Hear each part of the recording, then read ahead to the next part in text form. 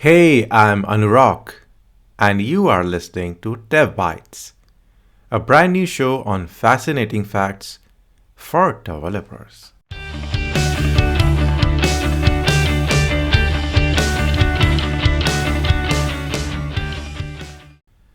In software development, references to popular culture are not uncommon. Programmers tend to be nerdy fans of superhero and sci fi genres. Yoda conditions, aka Yoda notation, is a style of writing conditions, especially equality checks, in reverse order. The name comes from one of the most memorable characters in Star Wars called Yoda. Yoda is arguably the wisest and most powerful Jedi ever, but he speaks sentences with words in a strange order. Rather than following the standard subject verb object sequence, he says the object before the subject and verb. Consider the English sentence: the mind of a child is truly wonderful.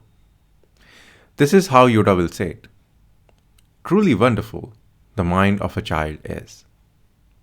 In fact, he actually said it in Episode 2, Attack of the Clones. Truly wonderful the mind of a child is. To apply Yoda's style to programming, when comparing the value of a variable, rather than writing person_age double equals 29, you write 29 double equals person_age. If that sounds weird, you are not alone. Programmers usually find it difficult to adjust to this unnatural style of writing conditions. You might be thinking, if it's so difficult to read, why do we write it in the first place? To be fair, this style is not simply a cool way of writing conditions. It protects programmers from a common beginner's mistake of doing a variable assignment when equality was intended. So in an if condition, writing person_age single equals 29 instead of double equals may have drastic consequences. By writing the value first, we can easily avoid this trap. Yoda conditions are popular in PHP and JavaScript communities and less popular or even discouraged in other languages.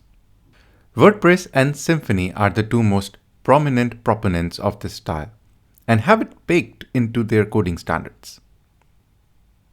Although I'm a big fan of the Star Wars franchise, I dislike Yoda conditions. When taken too far, they can make code quite unreadable for me. I know many others who share the same sentiment. Uncle Bob of Clean Code fame once said, "Code that protects the author at the expense of the reader is flawed code." I cannot agree more. If you liked this week's episode, please support me by liking, subscribing, or sharing. Until next time, adios.